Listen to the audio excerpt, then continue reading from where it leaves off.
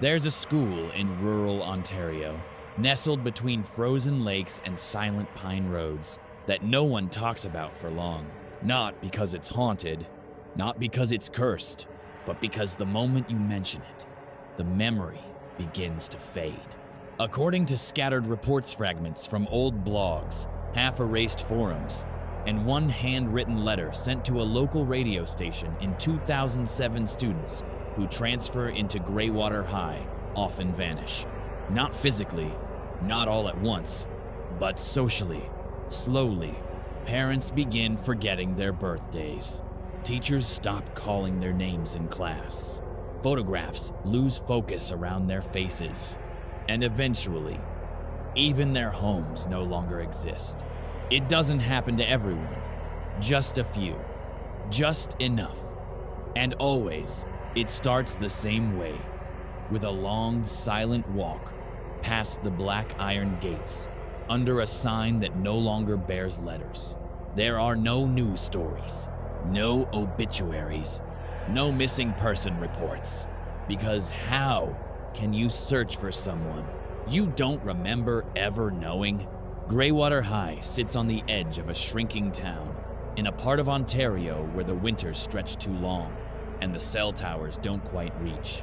The school itself is a low, square building of faded brick and iron-framed windows. Nothing ominous, nothing dramatic. Just ordinary, forgotten. Locals rarely mention it. When they do, it's vague. That old place up the hill. Directions change each time you ask. One retired mailman claimed the route to Greywater used to be paved. Now it ends in dirt, swallowed by woods that weren't there on old maps. The front gate is wrought iron painted black, but chipped in places where rust bleeds through like old wounds. Above it hangs a sign so weathered, the letters have long peeled away. Just a blank metal slab that whistles when the wind moves right. Inside, the school is quiet. Always quiet. The clocks don't tick. The bells don't ring. The hallways stretch a little longer than they should. One student, just one, posted an entry to a lost online journal in 2005. She described the classroom doors as always slightly open, and said the library was arranged in spirals, not rows. She mentioned hearing announcements in voices she didn't recognize, calling names that didn't belong to anyone. Her final post read, "Mom forgot to pack my lunch. When I called home, she said she never had a daughter." That journal disappeared days later. The cached version is incomplete, and if you try to access Greywater's website today, it loads for a moment, then redirects to a blank white screen. Most stories begin after someone disappears. This one begins after someone remembers. In 2011, a boy named Evan Tran transferred to Greywater High from a nearby district. His parents remembered filling out the paperwork. His little sister remembered helping him pack. His friends remembered saying goodbye. But 3 weeks later, he stopped answering messages. His phone rang twice, then disconnected. His name was no longer on the school's online directory. His mother drove to Greywater herself. She said the building looked wrong, as if it had changed shape since she'd last seen it. When she asked the front office about her son, the receptionist blinked and said, "We don't have a student by that name." Security footage from that day shows her standing in the lobby alone, speaking to no one. She returned home that evening shaken. The next morning, she woke up and didn't remember why she'd gone there. When asked about Evan, she replied, "I don't have a son. I think you're mistaken." Evan's bedroom was still intact, his things untouched, his laptop powered on. Inside was one open Philia text document, untitled. It read, "They don't erase you all at once. First your name, then your voice, then your reflection. I'm writing this now so I can read it tomorrow. If I forget myself, remind me." But no one ever did. The file was deleted the next day. No one knows by whom. And if you call the number Evan once used, The line connects, but all you'll hear is distant static. Then a voice, whispering, "Who? Who?" If there's an anchor to the forgetting a point where it begins, it may be the gate. The black iron entrance to Greywater isn't just ornamental. Every story, every fragment, begins with it. Some students describe a pressure in their chest as they cross beneath it, like walking through heavy air. Others say the sky dims slightly, even on clear days. Cameras glitch, watches stop. Memory falters, just for a second. There are no emblems on the gate, no school crest, just a strip of weathered metal where a name should be. Some claim that, if viewed from the right angle at dusk, faded letters rise faintly from the rust. Greywater, know thy place. Others see nothing at all. Inside the school, subtle anomalies collect like dust. A mirrored hallway that doesn't reflect correctly. A locker numbered 000, which no one remembers being assigned. A classroom with no teacher, no students, but fresh chalk on the board, always the same phrase, "I am still here." And then there are the photos. In the school's yearbooks, those that Existum students appear half-faded. Their names are missing, or mislabeled, or simply marked with a hyphen. One researcher, who obtained a copy from 1998, said the book changed every time she looked at it. Faces blurred, pages reordered. On the final inspection, her own face had appeared in a group photo. She had never attended Greywater. She burned the yearbook the next day. It didn't catch easily. Whatever force is at work inside Greywater doesn't remove students. It erases the evidence that they were ever real, piece by piece, name by name, until there's nothing left to remember. Except the gate. Why would a school erase its students? Some believe Greywater is not a school at all, but a kind of filtera membrane between realities where names, identities, and histories are fragile things. That once inside, a person's memory becomes unanchored, not just in their own mind, but in the minds of others. As if Greywater isn't teaching students anything, it's slowly teaching the world to forget them. Other theories are more scientific, suggesting Greywater sits on a magnetic anomaly, distorting brainwaves, disrupting memory, warping consciousness. That the school was built, perhaps unknowingly, atop a fault in cognition itself.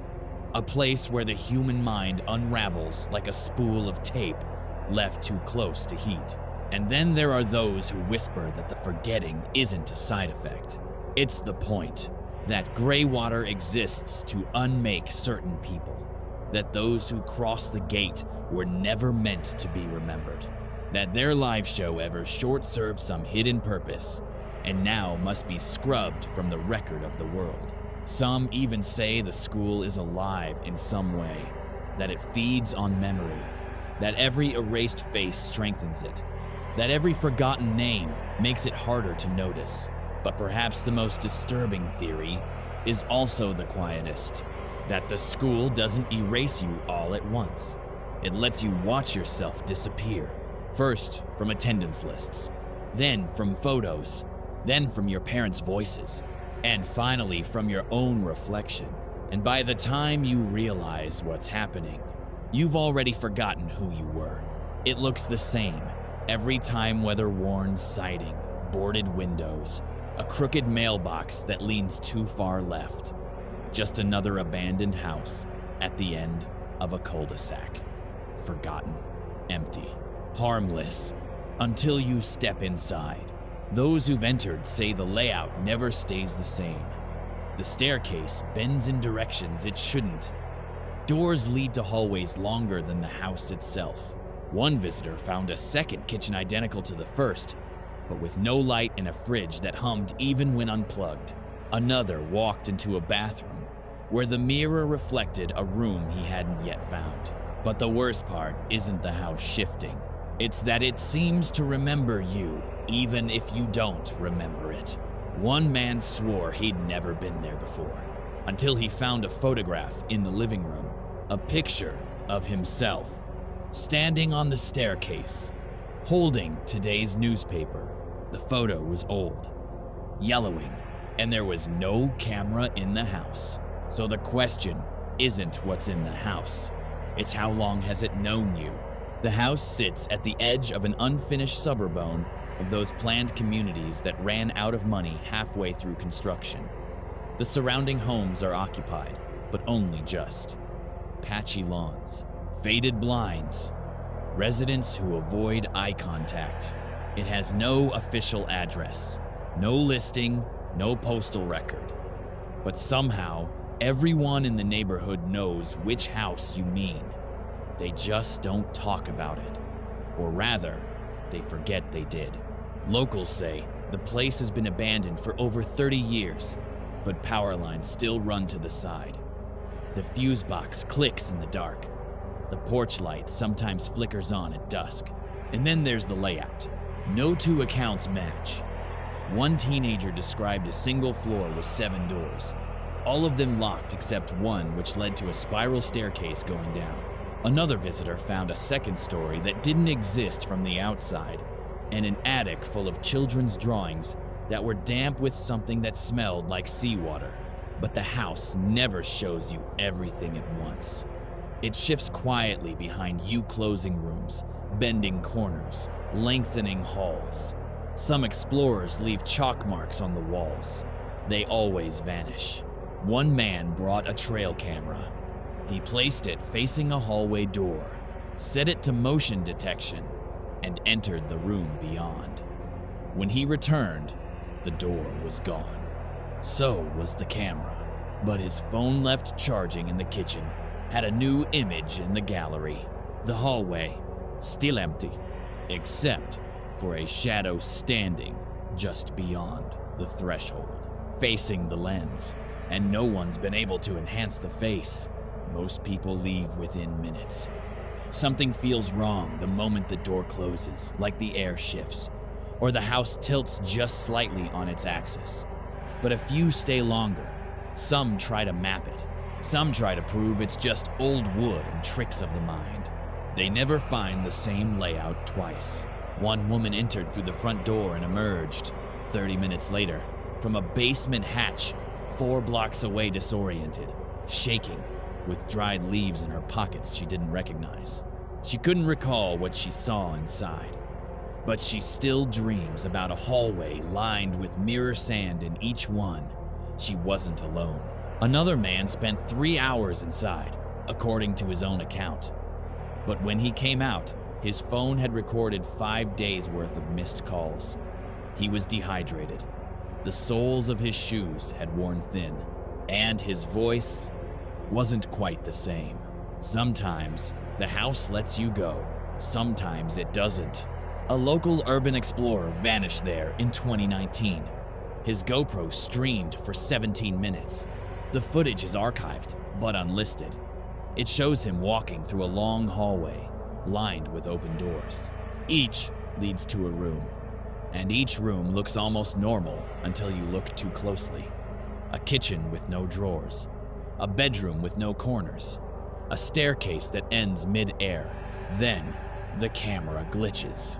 The screen flickers, and the last frame shows something inhuman peering around a doorframe. Too tall for the ceiling. Authorities never found him. The footage was pulled down. A neighbor says the door stayed open for 3 days after that, until it closed by itself, gently, without a sound. And when it did, the lock reappeared. There is no single object that explains the house, but sometimes something waits at the center. A room that appears in more than one account always dim, always silent, and always wrong in ways that are hard to describe.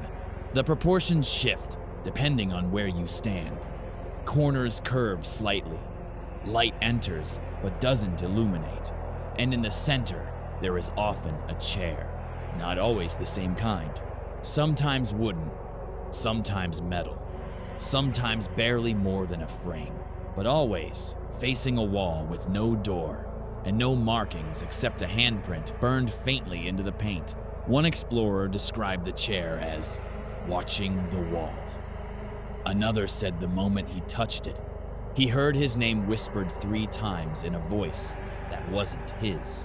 A third claimed he saw someone sitting in the chair, but when he turned on his flashlight, the figure blinked out and the room had changed around him. In a few reports, there's mention of an object in the walsa gap between studs, inside which something metallic hums faintly. No one's been able to cut it out. The walls never opened the same way twice, and once, a pair of twins entered together and were separated by a shifting hallway. When they found each other, one was crying, and the other kept asking, "How did you get out? You were still in the floor." They haven't spoken since. The house doesn't have secrets. It is the secret, a living structure, a memory trap, a thing that bends not just space, but self. And the more time you spend inside, the less certain you are that you ever truly left. There's a mirror in room 313 of a small secondary school in northern Scotland. It's old Victorian, some say framed in black wood, mounted above a cracked sink in what used to be the school's infirmary. For 40 years, it's been covered with a dark cloth. No one is allowed to touch it. No one is supposed to look inside. But every so often, someone does. And when they do, they don't see their reflection. Not exactly. They see a girl, sometimes standing just behind them, sometimes mimicking their movements but a half second too late, sometimes smiling when they are not. No one knows her name. She's never spoken. But those who've stared too long say she becomes clearer, sharper. And once you see her, you can't unsee her, because mirrors are meant to reflect you. But this one, it remembers someone else. Room 313 sits at the far end of the 3rd floor in a stone-built school that dates back to 1894.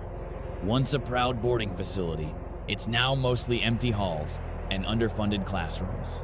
The top floor is rarely used except for storage, or detention, or moments when the staff simply want to keep something out of sight.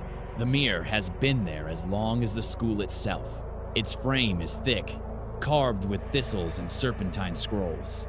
The glass is warped so slightly that it feels like it's breathing when you stand too close. It hangs above an old porcelain basin, long, dry, and surrounded by cracked white tiles stained with the kind of brown that doesn't scrub off. The room is cold, even in summer. One janitor swore he turned off the radiator in 1992, and it's still warm to the touch.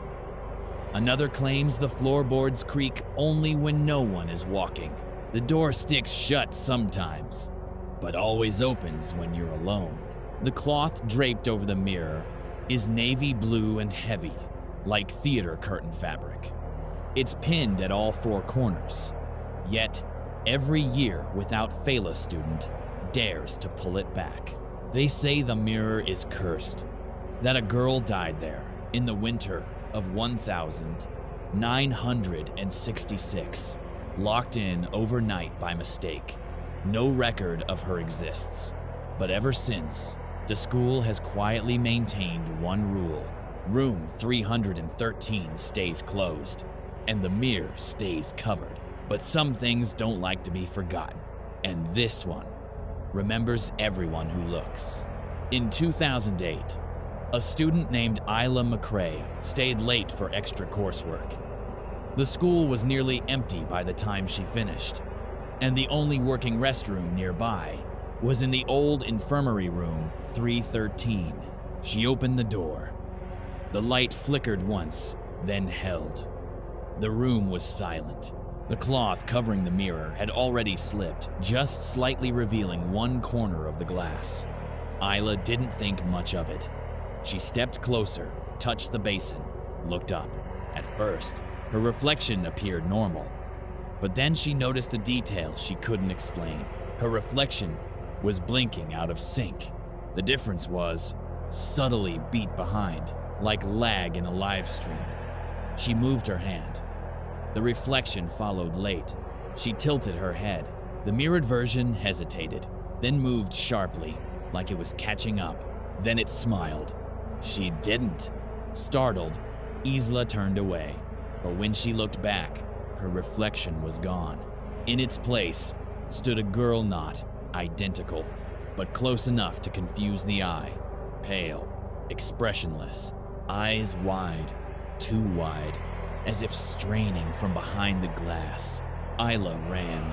When she returned with a teacher, the mirror was fully covered again. No one admitted to moving it. But that night, Isla dreamed of the infirmary. She stood in front of the mirror, watching her own reflection fade. Behind her, the girl waited silent, motionless until finally they switched places. She never used that hallway again. And 2 weeks later, she transferred to another school without explanation. Her locker was reassigned, but inside, scratched into the metal, were 3 words. She saw me. The mirror in room 313 has never been removed. Multiple attempts have been made, each one quietly abandoned. Contractors report their tools go missing inside the room. One worker claimed the mounting bolts wouldn't loosen, no matter how much he turned.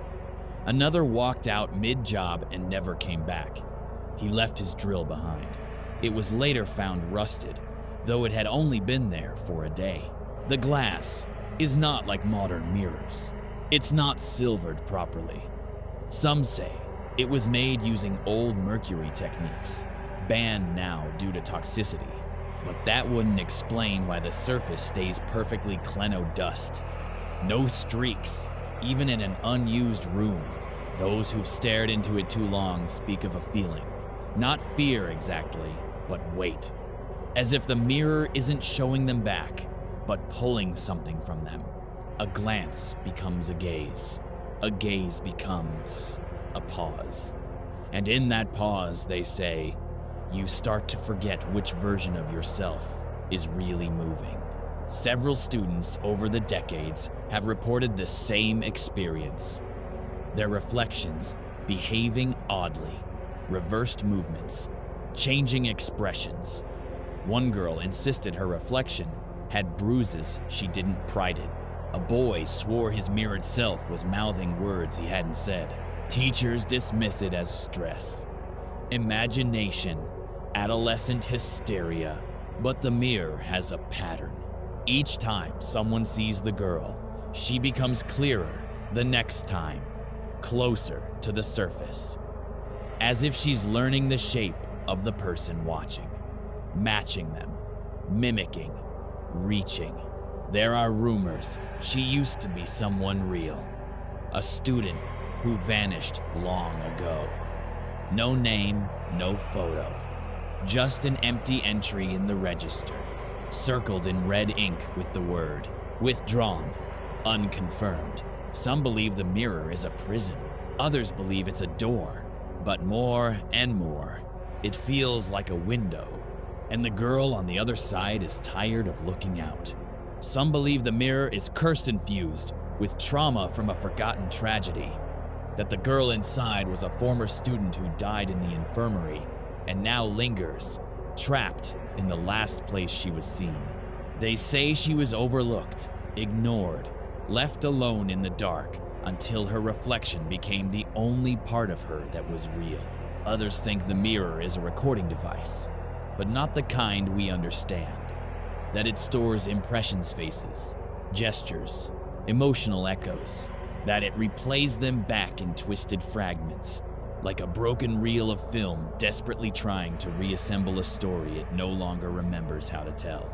Some even claim the girl is not human at all, but something older, something that learned how to wear a face by watching ours, that every time someone lifts the cloth, she sees just a little more clearly and learns a little more quickly. A few researchers who've examined the mirror under pretense of renovation surveys reported strange electromagnetic readings in the glass mall, fluctuating fields that shift depending on who stands before it. One report was later retracted, and the author left the country. As for the school The administration has no official record of room 313. Floor plans show only a storage space, but the room is still there. The door still opens, and the mirror still waits, covered in heavy navy cloth that always seems slightly damp. Some students say you can still hear whispers in the infirmary, at night barely audible, like breath against glass. Others report catching glimpses of their reflection continuing to move even after they've turned away. But the most unsettling theory is the simplest, that the mirror is a trade. It doesn't take your soul, it just borrows your image until it finds one it prefers. And when it does, you'll be the one looking in, but she'll be the one looking back. In Eastern Europe, near the crumbling edge of an abandoned village, there is a forest where nothing makes a sound. No wind through the branches, no bird song, not even your own footsteps. Locals call it the red forest knot for the leaves, but for the bark. The trees bleed rust-colored sap that stains the snow, even in the dead of winter. The air hangs thick and dry, as if waiting for something to speak, but nothing ever does. Electronic devices fail within minutes. Recording equipment captures only silence. And those who've spent the night inside report the same dream. A figure standing in the clearing. No face, no voice. Just a hand extended, palm upward. They say it doesn't chase you, it doesn't threaten. It simply invites you to come back. No one knows what happens if you do, because the ones who return never say a word. And the ones who don't, they're still listening. The Red Forest lies at the edge of a long-deserted village in northern Belarusian area, once used for logging, later abandoned after the collapse of the Soviet Union. Old maps mark it simply as Zone D9. No roads lead directly to it now. Only a narrow footpath remains, lined with frost-bitten signposts in a language that's been dead for decades. Satellite images show nothing unusual, just dense forest ringed with hills. But step inside and the world changes. Sound disappears gradually. At first, it's subtle, like walking into fresh snow. Then, after a few hundred meters, even the crunch beneath your boots goes silent. Leaves don't rustle. Branches don't creak. The wind dies at the tree line. Birds refuse to nest. Even insects vanish. The trees are tall and thin, with bark the color of dried blood and branches that twist unnaturally some, forming sharp spirals that seem to turn slightly when you aren't looking. The ground is soft, but undisturbed, as if no animal has crossed it in years. Locals say the forest wasn't always silent. That something changed in the late 1970s after a string of disappearances, mostly children. Since then, they've avoided the area. Even hunters won't enter. One man claimed he shot a deer near the edge of the forest only to watch it limp into the trees and vanish without a sound. No blood trail, no scent, just gone. And yet, sometimes, travelers still wander in, drawn by curiosity, daring, or something else. They don't always return, and when they do, they're not quite the same.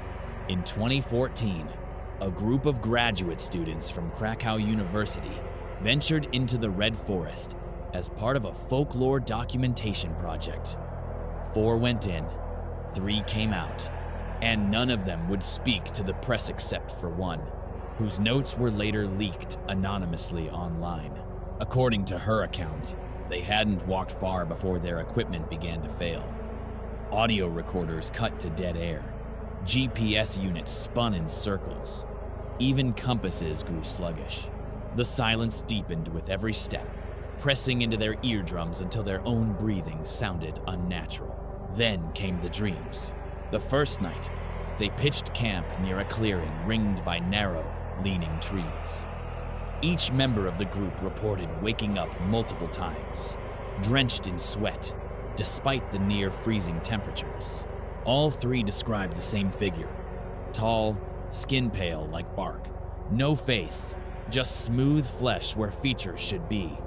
It never moved. It only stood among the trees, watching but the fourth student, a boy named Tomasz, never mentioned a dream. He simply stared into the woods all morning. When the group packed up to leave, he said nothing, just turned and walked deeper into the forest. The others called after him, but of course, their voices made no sound. He never came back. Authorities conducted a limited search. No footprints, no campsite, no trace. The official report concluded voluntary disappearance. The university quietly shut down the project. The Red Forest was crossed off future fieldwork plans. But weeks later, the surviving student posted one final update to a private blog. I dreamed of him again last night. He was standing next to me in the clearing. The trees were bending toward him, and I heard something inside my head, not my ears. He said, "You're almost ready to remember." The post was deleted a day later. No one has heard from her since. The Red Forest has no shrine, no monument, no altar. But at the center, if you manage to find it, there's a clearing where the trees lean outward, as if pushed from within. The soil is unnaturally dark, soft, almost spongy. No grass grows there. No roots breach the surface. And in the middle stands a single tree, unlike the others. It's broader, thicker. Its bark is smooth and nearly black, and at chest height, there's a faint indentation in the trunk, like a face, but with no features. Just the shape of something that once wanted to be human. Several accounts mention this tree.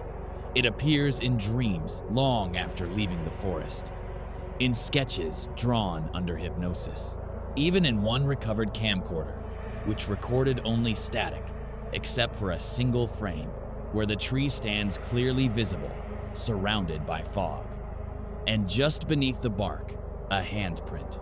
Some believe the figure seen in dreams and silence is part of the tree. Or perhaps it is the tree. A consciousness rooted so deeply in the soil that it no longer needs to move. It only waits growing, listening. What it listens for is unknown, but visitors often describe a sensation deep in their bones, like their own thoughts are being echoed back at them. Not repeated, rewritten. Many who've approached the center report forgetting why they came. Some forget their names for hours. Others describe memories that don't belong to them, walking through corridors they've never seen, holding hands with strangers who feel familiar. The forest doesn't take you violently. It waits until you're quiet enough to hear. And once you do, it shows you a version of yourself that never left. Some say the Red Forest is a psychic scare place, where something terrible once happened, so deeply unnatural that even sound refuses to return. That silence isn't just absence, but memory, that the forest remembers every word ever spoken within it, and chooses never to repeat them. Others believe it is a natural anomaly, a rare pocket of geomagnetic interference where audio waves are suppressed and minds become disoriented. They reference similar quiet zones in other parts of the world, places where compasses spin and animals flee. But even those zones don't whisper, and it's the whispers that unsettle the most. Though nothing can be recorded, many who return from the forest view, as they are report, the same after effect. Voices. Not out loud, but inside. Not speech, but meaning. A presence without language, impressing itself like a fingerprint on the brain. Most describe it not as malicious, but as inviting. A few go back, quietly, alone. No one knows what they find, if anything. Some theorists argue the forest is alive not biologically, but consciously. That it's not just listening, but selecting. That the dreams are a form of communication, and the faceless figure is not an entity, but a mask, a way for the forest to be seen, without revealing what it truly is. One researcher, in a rare written account, wrote this: "The Red Forest doesn't want to hurt you. It wants to become you, not all at once, just a little more each time you listen." The letter ended mid-sentence. It was found near the tree line, just one page. No backpack, no name, and on the back, scrawled in fading ink, "Bring no voice, leave no sound. When the forest speaks, do not answer." That's how it gets in. In a quiet suburb outside Liverpool, there's a house with a doll no one remembers buying. It sits in a cardboard box in the basement porcelain, chipped at the shoulder, dressed in a faded blue smock. Its glass eyes are clouded, its hands stitched carefully with thread older than the house itself. Most of the time, it does nothing. But when the house is empty, when the doors are locked, the windows drawn, and the family has left, it begins to cry. Not mechanical, not digital, but soft, wet, human. The homeowners thought it was a leak at first, then maybe a neighbor's baby through the vents, until they set up a camera. No motion, no movement, just audio, whimpering, sniffling, a tiny voice whispering, "Don't go." And the worst part, the sound doesn't come from the box. It comes from underneath it. The house sits on a narrow street, lined with identical hedges and peeling white fences. It's the kind of neighborhood where nothing strange ever happens, or so everyone insists. But the family who moved in, Mark and Sarah Llewellyn, and their 6-year-old daughter, Millie Quickly, noticed that something about the basement wasn't quite right. The air felt denser there, cool, even in summer. The single bulb flickered when no one was near the switch, and the doll, they found it during unpacking, already tucked into a moving box that none of them remembered sealing. It was heavy for its size, cold to the touch. Its joints didn't bend, but its head turned freely, almost too easily. At first, it stayed in a corner, ignored. But on the second week, Sarah returned home early one day to find the basement light on. No one had been home. She heard soft noises through the floorboards, rhythmic, like breathing, followed by a faint whimper. They assumed it was the pipes, or stress. But the sound came again and again. Eventually, they placed a baby monitor near the box. The first recording captured nothing. The second had static. But on the third night, when the family left for dinner, the device recorded 23 minutes of weeping. Shaky, childish weeping. Like a child trying not to be heard. There were no footsteps, no clicks, just crying and a whisper. "Why did you leave me here?" The next morning, the doll had moved. Only a few inches, but its face was now tilted slightly upward, toward the ceiling. After the third recording, the Llewellyns decided to remove the doll. Mark placed it in a sealed storage bin, duct taped the lid shut, and left it at the bottom of the garden shed. For a week, the house fell silent. No crying, no whispers. The basement lights stopped flickering. Then, one morning, Sarah found muddy footprints on the hallway floor small. Barefoot, too light to be adult, and too wide to be Millie's. They led from the back door to the stairs, then stopped abruptly halfway up. No signs of a break-in, no open windows. When Mark checked the shed, the bin was still there, still sealed, still heavy. But when he opened it, the doll was no longer facing forward. It now sat, with its head turned directly toward the lid, eyes wide and cloudy, as if waiting for someone to lift it. That night, the crying returned. But this time, it didn't come from the basement. It came from Millie's room. Sarah rushed upstairs and found her daughter fast asleep, but curled up on the floor as far as possible from her bed. When she tried to move her, Millie mumbled something through half-dream. She said I could stay if I didn't talk. She has other children too, but they're quiet now. After that, Millie became withdrawn, refused to enter the basement, began drawing pictures of a girl with no mouth and long arms made of stitched fabric. Her parents removed the doll permanently, driving it to a charity bin 2 towns away. It was gone when they returned the next day. But a week later, when Mark opened the basement door, he found something waiting at the bottom of the steps. A child's drawing, crayoned in blue and red, a picture of their house, and a small black shape sitting in the window, watching them leave. No manufacturer's stamp, no stitching label, no markings of any kind. The doll was unlike anything found in modern collections. Its porcelain was matte, not glazed. Its dress was hand-sewn from a faded blue fabric with buttons mismatched and brittle. But the strangest part was the weight far heavier than it should have been, as if something dense and solid sat beneath its fragile shell. After the incident, Mark attempted to research its origin. Antique dealers couldn't place it. One collector said it resembled early mourning dolls figures created in the 19th century to memorialize lost children. But even those never cried, and none were ever heard speaking. When opened against Sarah's, protests the inside revealed only cloth stuffing, and buried deep in the torso, a wad of paper folded many times over. The ink had faded, but some of it was still legible. A name, LaGrace, age 6, and below that, a line scrawled in uneven hand.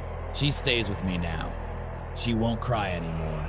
It's unclear who wrote it or when. After the doll was discarded, sounds continued for several nights, but they changed. No longer crying, now knocking. From under beds, behind closet doors. Always soft, always measured. Like someone gently checking whether the house was empty again. One night, Mark left a recorder running beside the old toy chest in Millie's room. It captured silence for 4 hours, then a soft click, followed by what sounded like tiny ceramic footsteps on the hardwood floor, and then a whisper, barely audible. You said you'd come back. The recorder broke the next day, and when they opened the toy chest again, the doll was there. Same blue dress, same cracked shoulder, except now, its hands were folded in its lap holding one of Millie's socks. Some believe the doll is cursed, haunted by a child's spirit that never found peace. That the crying is grief preserved in porcelain, a fragment of emotion too strong to fade. But others disagree. They say the doll isn't haunted at all. It's listening. Collectors have noted that its behavior shifts depending on who owns it. The more attention it receives, the quieter it becomes. The more it's ignored, the louder it cries. And when it's discarded, it doesn't stop. It follows quietly, carefully, like it's searching for something. Or someone. There are other cases, scattered across forums and obscure museum archives. Mentions of crying dolls with no batteries.